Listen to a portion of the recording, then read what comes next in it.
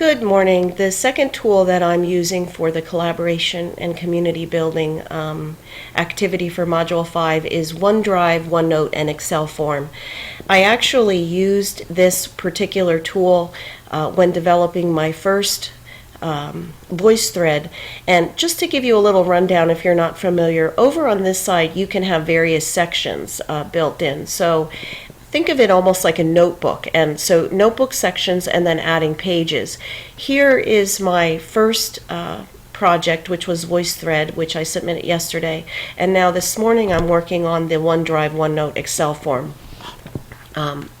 As far as a comprehensive description of the tool, basically what this is OneDrive provides a cloud storage for all of your files, photos, etc.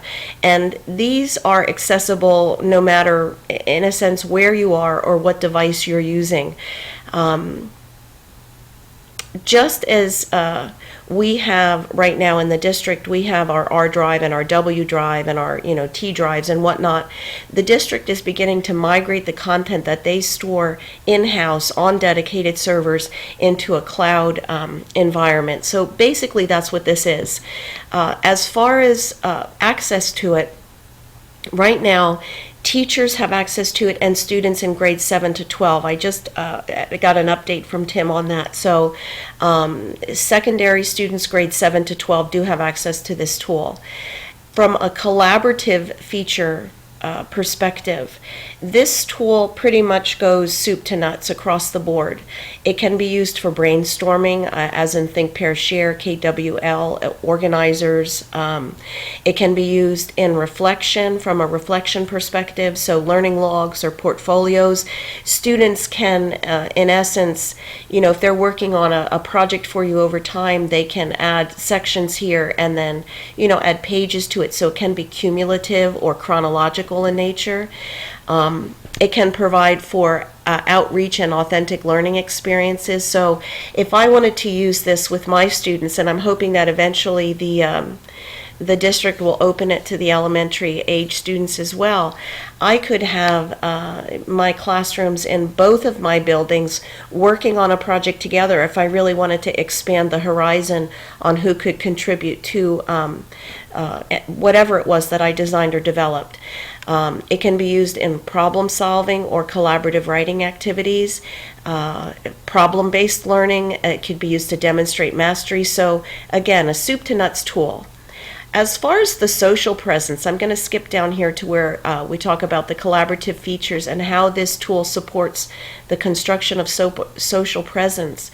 What I believe is that cumulatively and depending on the purpose of the lesson, these tools have the potential to hit all aspects as described in our readings.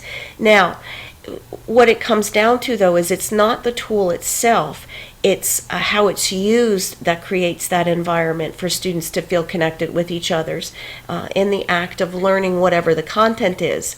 So as far as putting it into place for how I would use it with the lesson that was developed in the previous module, what I probably would do is I could assign the chart where the students had to fill out their information on communication from a historical perspective to and relate it to communication today.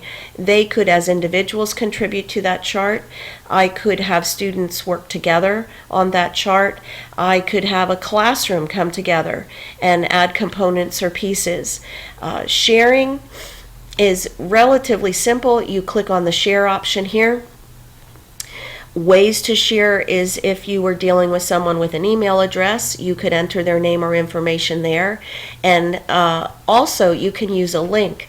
I would be interested to test this link to see if it's possible for me to share this link with my students at the elementary level and have them contribute. So that's probably what I would do first to see, if it's possible. The other thing that I'd like to say about this, and one of the reasons that I selected this particular tool, is because it is sanctioned by the district.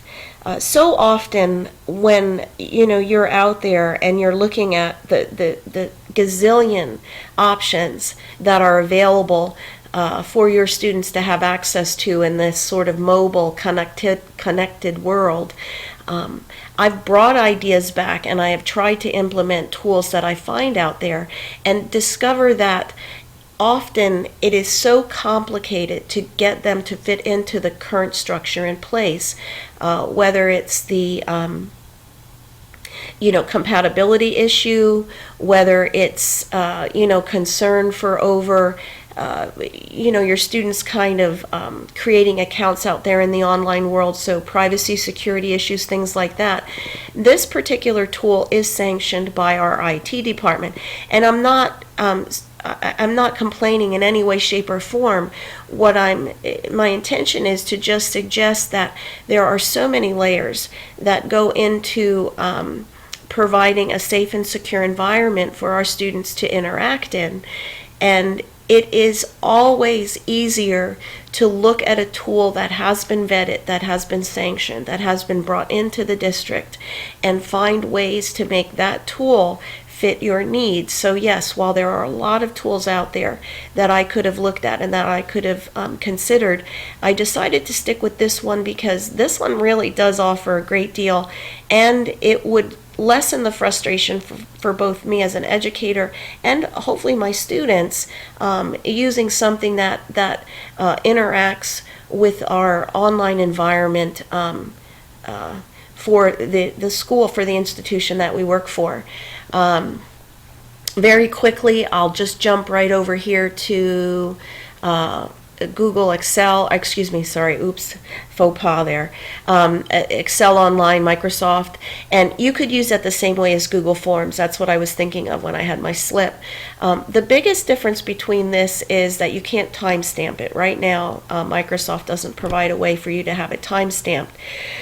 But I've seen this used at the elementary level where they created a form, and what they wanted to do was to have the kids fill out their names and what iPad they're on.